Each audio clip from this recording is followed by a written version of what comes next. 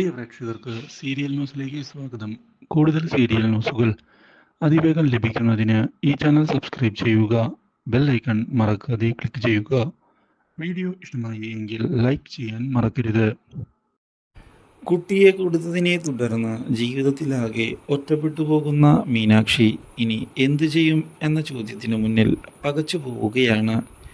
ഇതേ തുടർന്ന് കുട്ടിയെ പിരിഞ്ഞിരിക്കാൻ സാധിക്കുകയില്ല എന്ന് മനസ്സിലാക്കുന്ന മീനാക്ഷി തിരികെ മുകുന്ദനെ ചെന്ന് കാണുകയും വീട്ടിലൊരു വേലക്കാരിയായി നിൽക്കാമെന്ന് പറയുകയും ചെയ്യുന്നു.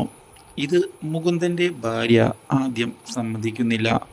പക്ഷേ കുട്ടിയുടെ കാര്യങ്ങൾ നോക്കുന്നതിന് ഇപ്പോൾ മീനാക്ഷിയുടെ ആവശ്യം ഉണ്ട് എന്ന് തിരിച്ചറിയുന്ന അവർ ഒടുവിൽ അതിന് തയ്യാറാവുകയാണ്.